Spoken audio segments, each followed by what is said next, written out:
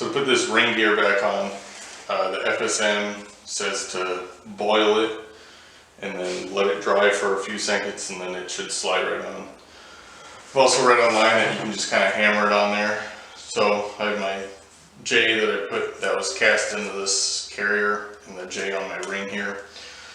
And what I did is I just kind of set it on there, and then just using a rubber mallet, just kind of lightly tapped it, and it kind of lined itself up. I used a little pry bar in there to kind of line it all the way up. What we're going to do is, before we put that all the way on, we're going to put all of our bolts in there to make sure that everything lines up smoothly. And we'll tap a couple more times. Just want to make sure that it's all lined up and it's not going to go sideways as we're pushing it down further.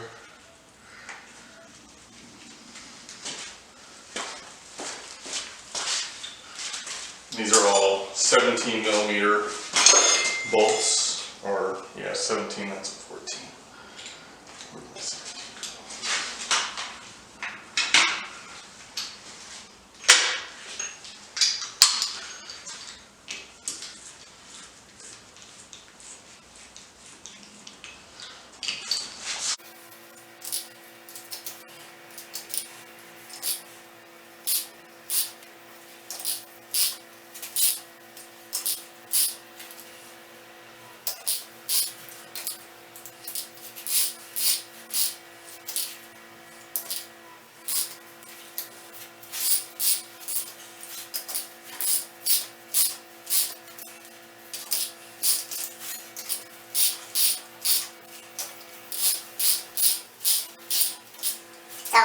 You either just tap it to seat it all the way, or just have it here. And then just negative pressure on the ring gear a little bit.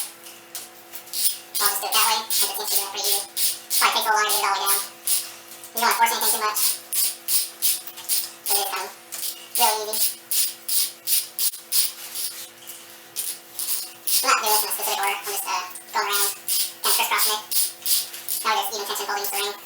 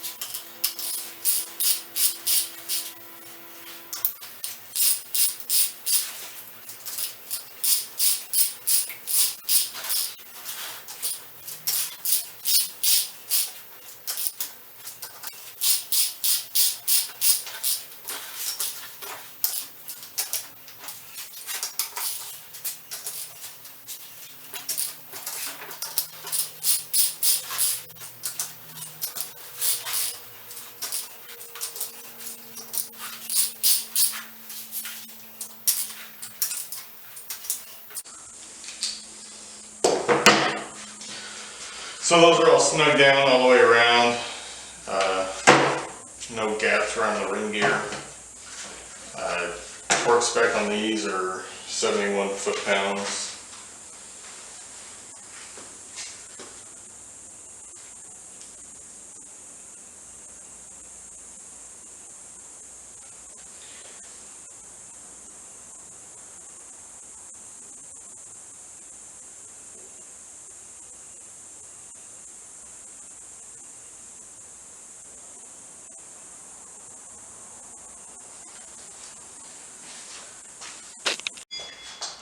Alright, so for these bolts, it says tighten them down evenly as you go around. The final torque spec is 71 foot-pounds.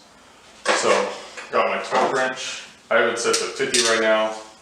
It says to increase them evenly, so I'll do 50 all the way around.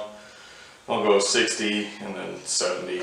And with this out, if you don't have a vise, which I don't have a vise. If you had a vise, probably you could just set this in the vise, clamp it down, as long as your vise was mounted. But I don't have a vise, nor do I have a place to mount one, otherwise I would just get one. So what I figured out is using a big pry bar like this, putting it down in here in the carrier like this, and then just holding it and tighten them down as you go. It's kind of a pain to do, but if it works, it works. So just try and crisscross.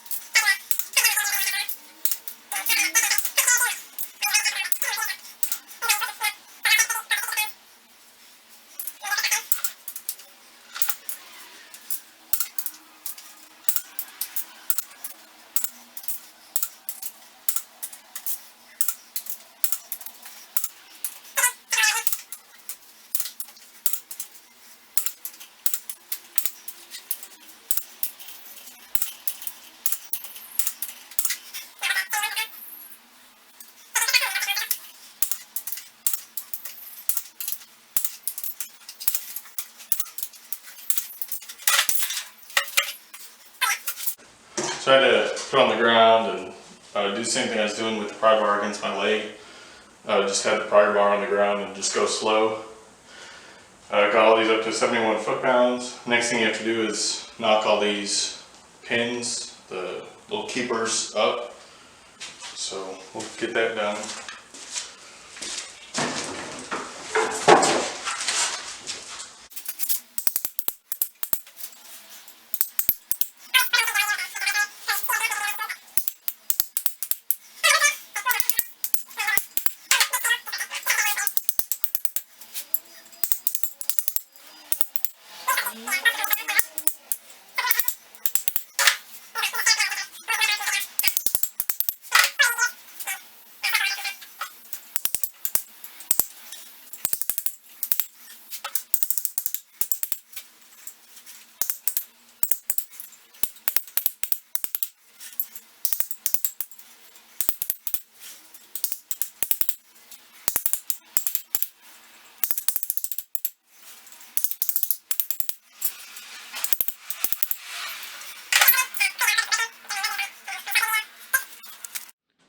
So once you get the carrier, your ring back on, everything knocked up, carrier slides in. Make sure you put the bearing caps on the appropriate side of the carrier, and then the plate washers go on the outside. I set mine in barely, put the plate washers in, and just slowly walked everything in with a rubber mallet.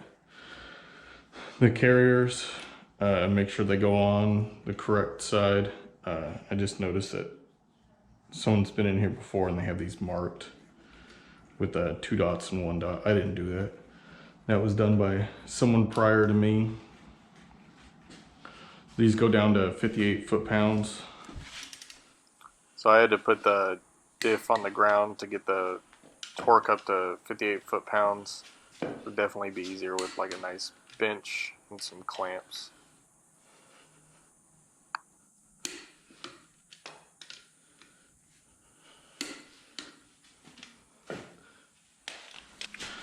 Alright, so we're going to put the AAD spacer back on. This is it right here.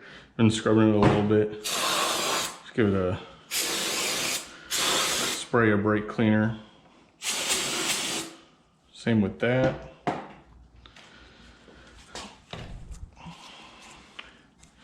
And then we'll let that dry for a second. So when we put this on, it looks like there may be supposed to be an O-ring.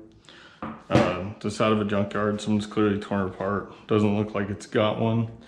And it had a bunch of red RTV silicone in it. Just because this is for the diff, I'm using the gray stuff. It says it's for gear oil. I don't know how much of a difference it makes, but that's what I used when I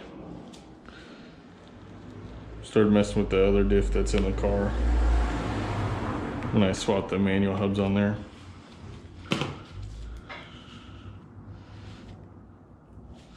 So we'll get some of this going down on there.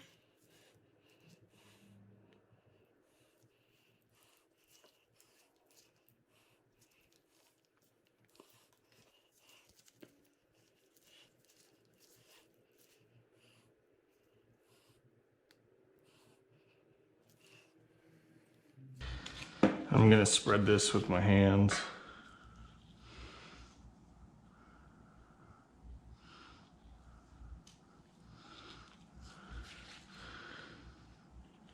Like I said, I'm not sure if there's supposed to be an O-ring in there, but I'm just gonna fill it up like there's supposed to be.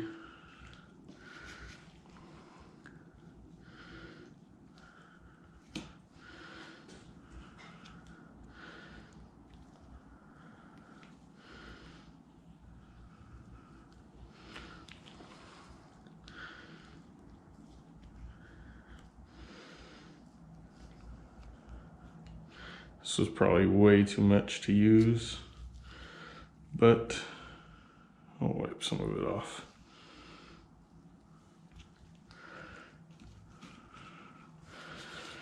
And then we'll set this on there, like that. Wipe off some of this excess on the front. Then there's the two longer AAD bolts. And then there should be two shorter ones right here. 4 short ones and 2 long ones. So 2 of the short ones, these are those E14s. 2 go into the diff themselves itself, and then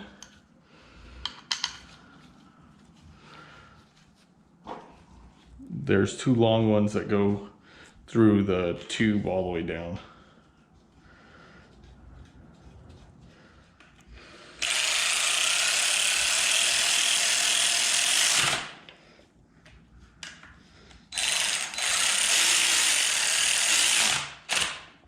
We'll tighten those up a little bit later, all the way.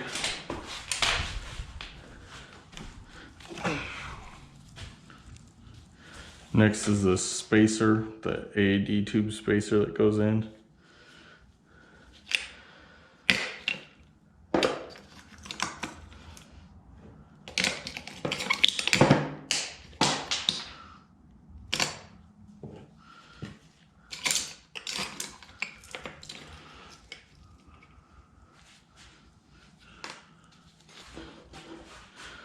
So I don't know if you guys can see in there, but there's a needle bearing way down in there, right there. And it looks like one of my needles fell out.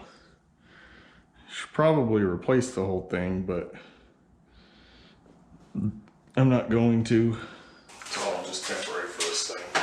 I'm gonna slap some wheel bearing grease on it though, to get the needle to stick until I'm done with it. And I'll spread some of the wheel bearing grease around in there as well. I have to do this one. It'd probably be better to put this tube on, or the little axle stub spacer in, before. There it goes. So you don't have to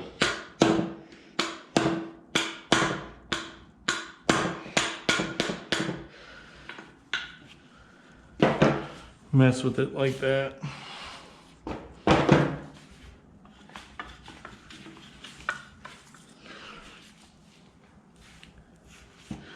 Make sure it gets compressed in there all the way.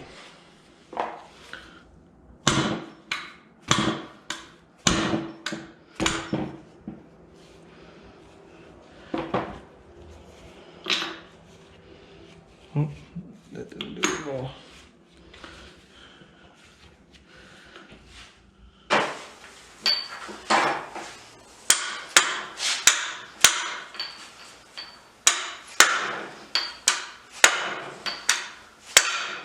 Just a couple good whacks. Make sure it's deep all the way in there.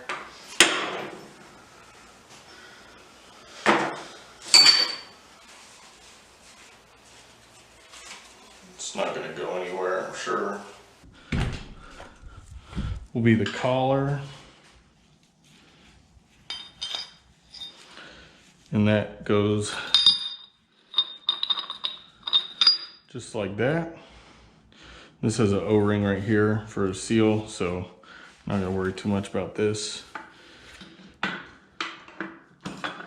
Slide that in. I have to give it a couple taps gently with a hammer to get it to set.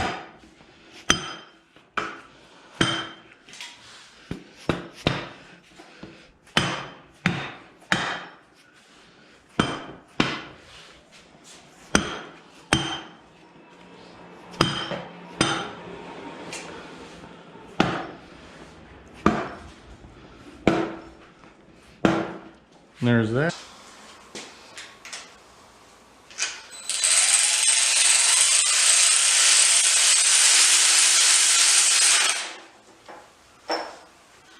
Get all these put in.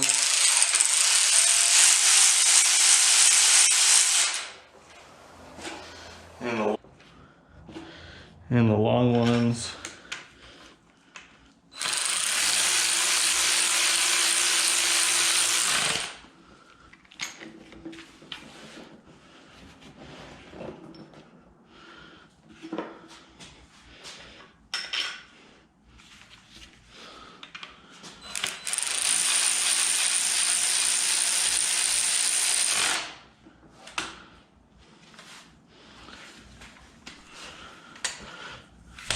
Make sure all these are tight, however you can.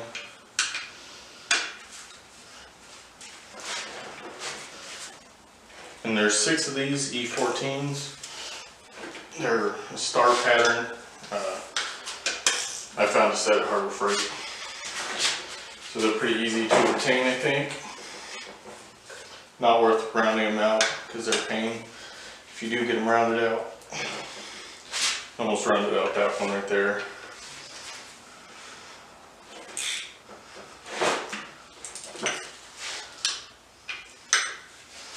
Make sure they're nice and tight.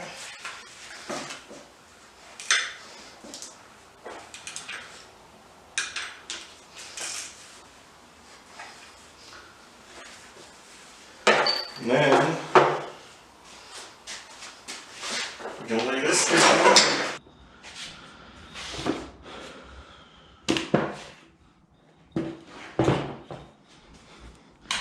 We'll get our stub axle.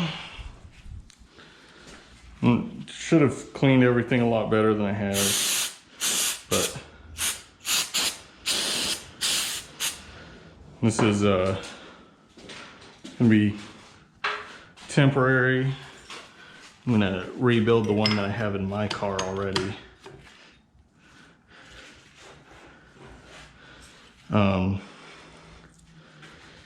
And put a selectable locker in it versus the auto locker. Just a tap of the hammer, and that's locked in.